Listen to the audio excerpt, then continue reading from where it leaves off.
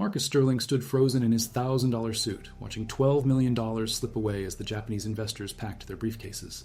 His translator had collapsed from a heart attack 30 minutes ago, and now the most important deal of his life was crumbling before his eyes. That's when Isabella Martinez, the night janitor he'd never noticed, stepped forward and spoke perfect Japanese. Before we continue, if you enjoy incredible stories of unexpected heroes changing everything, make sure to click that subscribe button. This is the best way for you to support our work. Thank you very much, and let's continue. The Sterling Industries boardroom had never felt smaller. Marcus watched helplessly as Mr. Tanaka, the lead investor from Tokyo, shook his head with obvious disappointment. The pristine mahogany table that had witnessed countless victories now seemed like a battlefield where defeat was inevitable. Marcus had built his empire on precision, on controlling every variable, but tonight chaos had taken the wheel. "Mr. Tanaka, please," Marcus attempted, his voice cracking with desperation he'd never shown to anyone. The Japanese businessman's expression remained stone cold, his patience clearly exhausted. Behind him, his three associates whispered among themselves in rapid Japanese, their tone suggesting they were already mentally boarding their flight home. The deal wasn't just about money, though. $12 million would have secured Sterling Industries' expansion into the Asian market. It represented everything Marcus had worked toward since taking over his father's struggling construction company 15 years ago. He'd transformed it from a local contractor into an international powerhouse, but this partnership would cement his legacy. Without it, his competitors would swoop in and everything he'd built would stagnate. Isabella had been cleaning the 20th floor when she heard voices escalating through the boardroom's supposedly soundproof walls. She paused, recognizing the tension that transcends language barriers. As head of the night cleaning crew at Sterling Tower, she'd learned to read the building's emotional rhythms. Tonight felt different, urgent, almost desperate. She'd been invisible to Marcus Sterling for 3 years, just another face in the army of service workers who kept his empire running. Every night, she'd arrive at 10, clean until 6, then rush home to get her 8-year-old daughter Sophia ready for school. Her days blurred together in a cycle of work, sleep, and worry about making ends meet. But invisibility had its advantages. She'd observed, listened, learned. What Marcus didn't know was that Isabella had graduated magna cum laude with a degree in international business, and spoke 5 languages fluently. Life had dealt her different cards when Sophia's father abandoned them, forcing her to take whatever work she could find. Pride had prevented her from ever mentioning her qualifications to anyone at Sterling Industries. Through the glass doors, Isabella could see the panic in Marcus's eyes as he gestured helplessly at charts and blueprints. The Japanese investors looked increasingly uncomfortable, glancing at their watches with growing impatience. She recognized Mr. Tanaka from the business journals she read during her breaks, one of Tokyo's most influential real estate developers. The moment that changed. Everything came when Marcus's translator, Robert Chen, clutched his chest and collapsed. The 60-year-old man hit the marble floor with a sickening thud, his face gray with pain. Marcus immediately called 911 while Mr. Tanaka and his team surrounded Robert with genuine concern, their business discussion instantly forgotten in the face of human crisis. As paramedics rushed Robert to the hospital, the remaining group stood in awkward silence. Marcus ran his hands through his perfectly styled hair, knowing that without Robert, the negotiation was over. The Japanese investors had flown across the Pacific specifically for this meeting, and their schedule was rigid. There would be no second chance. "I'm so sorry," Marcus began, his voice heavy with defeat. "Perhaps we could reschedule when Robert, recovers, though I understand your time constraints make that impossible." Mr. Tanaka exchanged glances with his colleagues before responding in heavily accented English. "We respect emergency, but cannot delay return. Very sorry, Sterling-san." Isabella watched this unfold while standing in the doorway, her cleaning cart forgotten. She'd spent countless evenings in this boardroom, polishing the table where million-dollar decisions were made, always wondering what it would be like to sit at that table instead of cleaning around it. Tonight, she was watching a dream die in real time. The decision came instinctively. Isabella stepped forward, her heart pounding. With a mixture of terror and determination, "Excuse me, Mr. Sterling." Marcus turned, startled to see his night janitor addressing him directly. "Isabella, not now. This is a private business meeting." But Isabella wasn't retreating. She looked directly at Mr. Tanaka and spoke in flawless Japanese. "Tanaka-san, I deeply apologize for this interruption during such a difficult situation. I hope your translator recovers quickly. However, if you're willing, I could assist with the translation, so your valuable time isn't completely wasted." The room fell silent. Mr. Tanaka's eyebrows raised in surprise, while his associates looked intrigued. Marcus stared at Isabella as if seeing her for the first time, which in many ways he was. "You speak Japanese?" Marcus asked, his voice barely above a whisper. "Among other languages." Isabella replied calmly, though her hands trembled slightly. I studied international business at Columbia before life took a different direction. Mr. Tanaka stepped forward, studying Isabella with newfound interest. In Japanese, he asked, "What is your background in construction and real estate?" Isabella responded fluently, "I've been observing Sterling Industries operations for 3 years while working here. I'm familiar with their projects, methodology, and expansion plans. While I lack formal experience in this specific industry, I understand business fundamentals and can facilitate accurate communication." Marcus understood none of the exchange, but he could see Mr. Tanaka's demeanor shifting from resignation to curiosity. "What did you tell him?" "I explained my background and offered to help translate the remainder of your presentation," Isabella said, then added quietly, "If you'll trust me." Trust. The word hung in the air like a challenge. Marcus had built his success on calculated risks, but this felt like stepping off a cliff blindfolded. His night janitor, a woman whose last name he'd learned only from her employee badge, was offering to save the most important deal of his career. "Mr. Tanaka," Marcus said, his decision crystallizing, "would you be willing to continue with Isabella's assistance?" The Japanese businessman nodded slowly. "We are impressed by her linguistic skills and her respectful approach. We can proceed, though our time remains limited." What followed was the most intense hour of Isabella's life. She translated not just words, but nuances, cultural contexts, and business subtleties that could make or break international deals.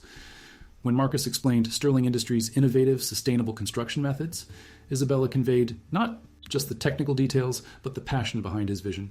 When Mr. Tanaka expressed concerns about American contractors' reliability, Isabella translated his diplomatic phrasing while helping Marcus understand the underlying cultural expectations. The breakthrough came when Mr. Tanaka mentioned his company's commitment to environmentally responsible development. Isabella saw Marcus's eyes light up with recognition and quickly translated his response about Sterling Industries' recent certification in green building technologies. This wasn't in the original presentation, but Isabella had read about it in the company newsletter months ago. As the conversation flowed, Isabella found herself doing more than translating. She was bridging two business cultures, helping both parties understand not just what was being said, but what was truly meant. Her years of observation had given her insights into Marcus's business philosophy that proved invaluable in explaining his company's approach to the Japanese investors. Mr. Tanaka leaned back in his chair, exchanging rapid Japanese with his colleagues. Isabella listened intently, catching every nuance of their discussion. They were impressed not just with Sterling Industries' capabilities, but with the professionalism and cultural sensitivity Isabella had demonstrated. "Tanaka-san would like to know about your timeline for the Tokyo project," Isabella translated. "He's particularly interested in your contingency planning for potential delays." Marcus launched into a detailed explanation of his project management methodology, while Isabella seamlessly converted his passionate English into respectful, business-appropriate Japanese. She found herself adding cultural context that helped the investors understand Marcus's commitment wasn't just professional, but personal. The moment of truth came when Mr. Tanaka asked the final crucial question about financing structures and profit sharing. Isabella translated his complex inquiry, noting the subtle emphasis he placed on long-term partnership rather than short-term gains. She relayed this to Marcus, who immediately adjusted his response to address the cultural priority of building lasting business relationships. "Sterling-san," Mr. Tanaka said in English, then switched to Japanese for Isabella to translate. "He says he's impressed with both your company's capabilities and your team's adaptability under pressure. The fact that you have such talented staff in unexpected positions speaks well of your organization's depth." Isabella translated faithfully, though she blushed, at the indirect compliment. Marcus looked at her with an expression she'd never seen before, a mixture of gratitude, respect, and something that might have been admiration. The negotiation continued for another 30 minutes, with Isabella facilitating. Discussions about construction timelines, quality standards, and cultural considerations for the Tokyo project. She found herself suggesting solutions that drew on both her business education and her practical understanding of Sterling Industries' operations. Finally, Mr. Tanaka stood and bowed slightly. In Japanese, he told Isabella, "Please inform Mr. Sterling that we are prepared to move forward with the partnership, pending final contract review by our legal teams." Isabella's voice barely remained steady as she translated. "Mr. Sterling, Tanaka-san says they're ready to proceed with the partnership." The room erupted in polite but genuine celebration. Mr. Tanaka and his associates bowed formally to Marcus, who returned the gesture with obvious relief and joy. But when Tanaka turned to Isabella and bowed even deeper, speaking in rapid, respectful Japanese, she felt tears threatening to spill. What did he say? Marcus asked. Isabella's voice caught slightly. He thanked me for saving the meeting and said that in Japan we have a saying, the nail that stands out gets hammered down, but the nail that lifts others up gets remembered forever. He believes tonight will be remembered as the beginning of a great partnership. Wow. As the Japanese investors prepared to leave, Mr. Tanaka handed Isabella his business card with both hands, speaking once more in Japanese. He's inviting me to visit their Tokyo office if I'm ever in Japan, she translated, staring at the card, in wonder. After the investors departed, Marcus and Isabella stood alone in the boardroom. The silence stretched between them, heavy with the magnitude of what had just occurred. Isabella suddenly realized she was still wearing her cleaning uniform, still carrying the weight of her double life. Isabella, Marcus began, then stopped, running his hands through his hair again. I don't even know where to start. You just saved everything. The company, the deal, my career, everything. She looked down at her hands, suddenly feeling the full weight of exhaustion. I just did what needed to be done, Mr. Sterling. Anyone would have helped in that situation. No, Marcus said firmly. Anyone couldn't have done what you just did. That wasn't just translation. That was masterful business facilitation. You understood nuances I didn't even know existed. The silence returned, but it felt different now, charged with possibility rather than awkwardness. Isabella had revealed herself tonight in ways she'd never intended, and there was no going back to invisibility.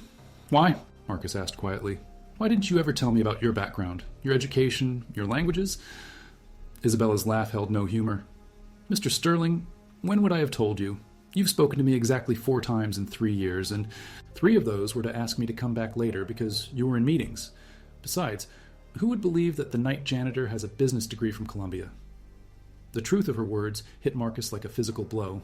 He realized he'd been so focused on building his empire that he'd never truly seen the people who kept it running.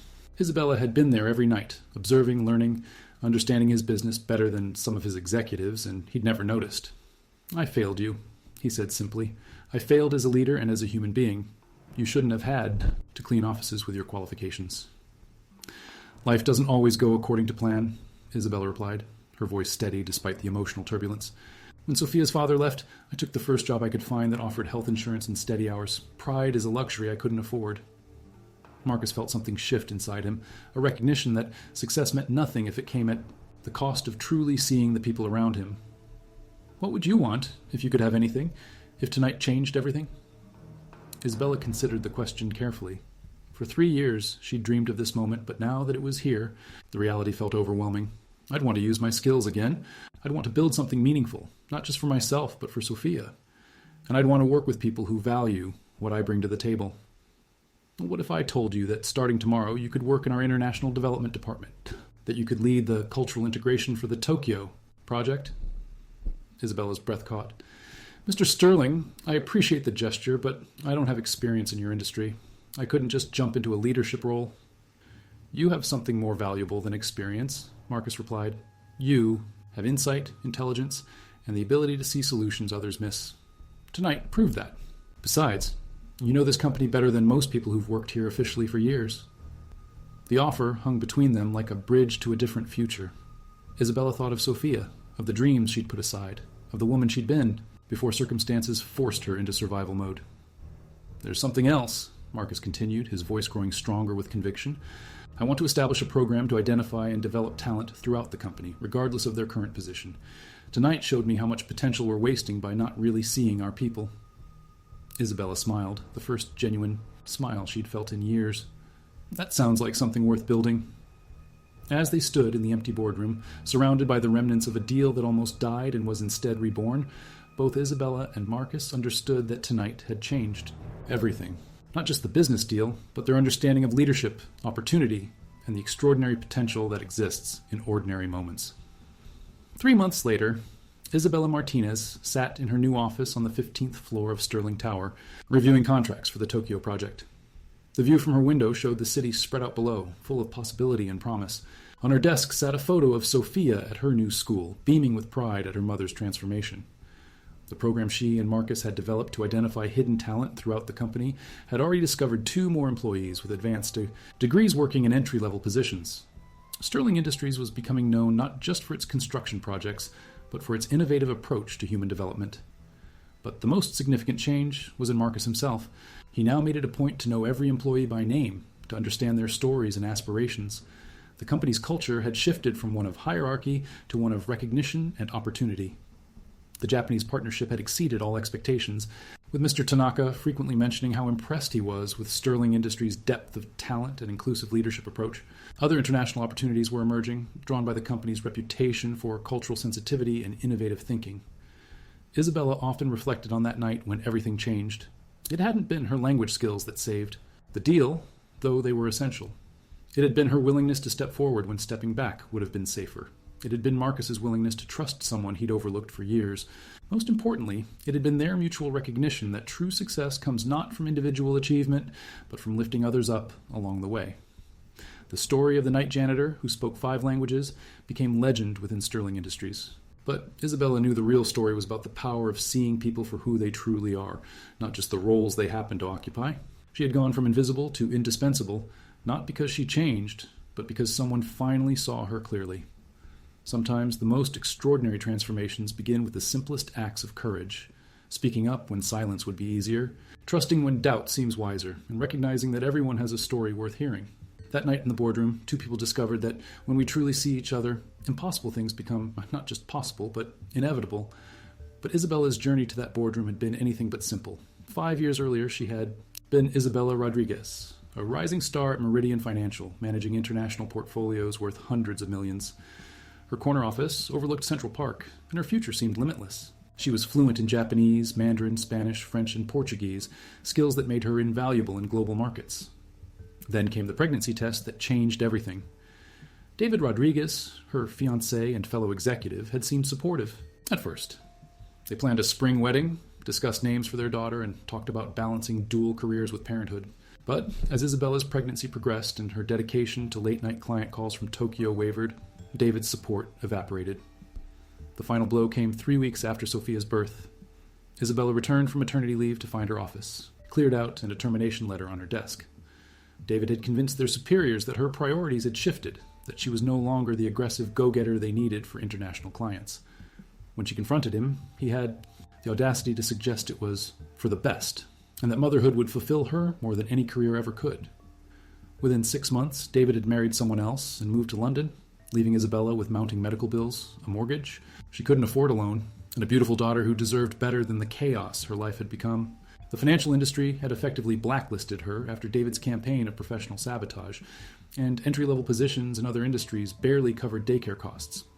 That's how Isabella Rodriguez became Isabella Martinez, taking her mother's maiden name and accepting whatever work would pay the bills while allowing her to be present for Sophia. The night cleaning position at Sterling Industries offered health insurance, decent pay for unskilled labor, and hours that meant she could be home when Sophia woke up each morning. For 3 years, she had watched executives make decisions she could have improved, seen opportunities they missed, and observed inefficiencies that cost the company thousands.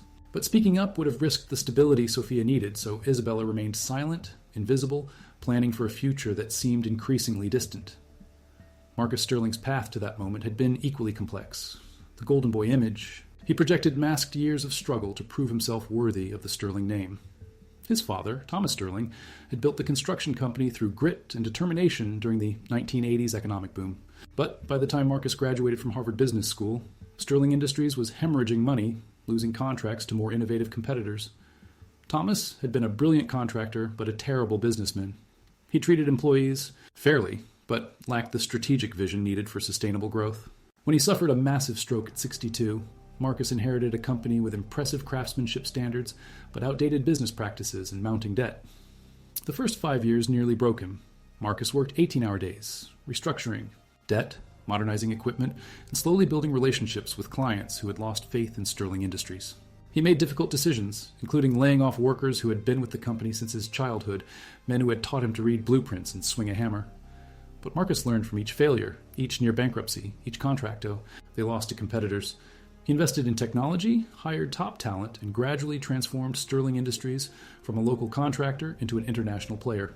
The company's reputation for quality remained intact, while adding innovation and reliability that attracted major clients. The Japanese partnership represented more than expansion. It was validation that Marcus had successfully honored his father's legacy while building something entirely new. Thomas Sterling had never dreamed of international projects, but he had instilled in his son the values that made such dreams possible. That night, as Marcus watched Isabella translate with effortless competence, he realized how much his single-minded focus on success had cost him. He had become the kind of leader he had once criticized, so focused on the destination that he forgot to appreciate the journey or the people traveling with him. The conversation with Mr. Tanaka had revealed layers of complexity Marcus hadn't anticipated. The Japanese investors weren't just evaluating Sterling Industries' technical capabilities, they were assessing the company's character, its approach to relationships, and its long-term vision. Isabella had intuitively understood this cultural dimension and adjusted her translations accordingly. When Tanaka mentioned his company's philosophy of Kaizen, continuous improvement through small changes, Isabella didn't just translate the word. She explained how Sterling Industries' approach to project management embodied similar principles, connecting Marcus's methodology to concepts Tanaka valued deeply. This wasn't information from any presentation. It came from Isabella's observations of how Marcus actually ran his company. During the most critical moment of negotiation, when Tanaka expressed subtle concerns about American contractors who promised perfection but delivered mediocrity, Isabella had carefully translated Marcus's response about embracing mistakes as learning opportunities. She added context about Marcus's practice of conducting thorough post-project reviews, something she had observed during her 3 years of cleaning conference rooms where these sessions occurred. The technical discussion about sustainable building materials had been particularly challenging. Isabella drew on knowledge from her business school environmental economics course, her observations of Sterling Industries' recent projects, and her ability to convey Marcus's genuine passion for environmentally responsible construction. She translated not just words, but conviction, helping Tanaka understand that Marcus's commitment to sustainability wasn't marketing rhetoric, but personal belief. As the deal progressed, Isabella found herself anticipating questions and concerns before they were fully articulated. Her years of invisibility had been an education in human nature, business psychology, and organizational dynamics. She understood how different personalities processed information, how cultural backgrounds influenced decision-making, and how to bridge communication gaps that went far beyond language. The moment when everything truly shifted came during a discussion about worker safety standards. Tanaka mentioned his company's zero-tolerance policy for workplace accidents, and Isabella saw Marcus's face light up with recognition. She quickly translated Marcus's story about implementing similar standards after a worker had been injured on one of his first major projects. But Isabella added something Marcus hadn't said directly. She explained to Tanaka that Marcus personally visited injured workers in the hospital, that safety meetings weren't delegated to subordinates, and that the company's excellent safety record came from genuine care rather than mere compliance. This information came from her conversations with other cleaning staff, many of whom had family members working in construction. Tanaka's reaction was immediate and profound. In Japanese culture, a leader's character is often judged by how they treat those with the least power. Isabella's insights into Marcus's authentic leadership style carried more weight than any safety statistics or compliance certificates. The financial negotiations had been equally nuanced. When Tanaka proposed a profit-sharing structure that seemed unfavorable to Sterling Industries, Isabella recognized the cultural significance of the offer. She explained to Marcus that Tanaka was testing his commitment to long-term partnership rather than short-term gain. Her translation helped Marcus understand that accepting slightly lower initial profits would demonstrate the kind of character-based leadership that Japanese business culture values. Throughout the evening, Isabella performed a delicate balancing act. She remained professionally invisible while wielding enormous influence over the conversation's direction. She translated words while interpreting intentions, conveyed information while building bridges, and maintained cultural sensitivity, while advancing Sterling Industries' interests. The final handshake agreement came at nearly midnight. As Tanaka and his associates prepared to leave, the lead investor approached Isabella directly and spoke in formal Japanese. His words translated carried weight that extended far beyond the immediate business transaction. Tanaka-san says, Isabella had translated carefully, that in his 40 years of international business, he has rarely encountered someone who could navigate cultural complexity with such grace and intelligence. He believes Sterling Industries is fortunate to have employees of such caliber, and he looks forward to working with a company that recognizes and utilizes the full potential of its people. Marcus had listened to this translation with growing awareness of how dramatically his perspective was shifting. Isabella wasn't just translating Tanaka's words, she was showing Marcus a mirror that reflected his own blind spots and assumptions about leadership and talent recognition. The weeks following that transformative night brought challenges neither Marcus nor Isabella had anticipated. The news of Isabella's promotion from Janitor to International Development Director spread quickly through Sterling Industries, creating both inspiration and resentment among employees. Some saw her rise as proof that hard work and hidden talents could be recognized and rewarded. Others whispered about favoritism, questioning whether her linguistic abilities truly qualified her for such a significant position. Isabella faced skepticism from colleagues who had viewed her as just another service worker, and she had to prove herself daily while learning industry-specific knowledge on the job. Marcus, meanwhile, discovered that transforming company culture was more complex than changing policies or procedures. His commitment to identifying overlooked talent was genuine, but implementing systemic change required confronting uncomfortable truths about how Sterling Industries had operated for years. The human resources review they conducted revealed disturbing patterns. Several employees with advanced degrees were working in positions far below their qualifications, not because they lacked ambition, but because opportunities for advancement had never been communicated or made available. The company's hiring practices had unconsciously favored external candidates over internal. Promotion, missing the potential that existed within their own workforce. Isabella's success story became a catalyst for broader organizational transformation. Marcus established mentorship programs, created clear pathways for advancement, and implemented regular talent assessments that looked beyond job titles to identify capabilities and aspirations. The changes weren't without resistance, particularly from middle management, who felt threatened by the possibility of being surpassed by their supposed subordinates. But the results spoke volumes. Employee retention improved dramatically, productivity increased, and Sterling Industries began attracting top talent who were drawn by the company's reputation for recognizing and developing human potential. The Japanese partnership served as a model for future international collaborations, with other global companies seeking Sterling Industries specifically because of their demonstrated cultural competence and innovative leadership approach. Isabella's personal transformation paralleled the company's evolution. She enrolled in evening courses to update her industry knowledge while managing her new responsibilities and maintaining her commitment to Sophia. The little girl, now 9 years old, had watched her mother's confidence return and flourish in ways that enriched their entire family dynamic. The single mother, who had once felt invisible, now found herself featured in business magazines as an example of hidden talent in corporate America. Speaking requests poured in from companies wanting to learn about Sterling Industries' approach to employee development. Isabella used these platforms to advocate for comprehensive talent recognition programs and to challenge assumptions about where valuable skills might be found within organizations. But perhaps the most significant change was in Marcus himself. The driven executive, who had once measured success purely in financial terms, now understood that sustainable achievement required building people alongside profits. His leadership style evolved from commanding to collaborative, from directive to developmental. The Sterling Industries boardroom, where everything had changed, became a symbol of transformation rather than just transaction. The mahogany table where Isabella had once cleaned now hosted strategy sessions, where she helped shape the company's international expansion. The room had witnessed the birth of a partnership that extended far beyond business into the realm of human potential and mutual recognition.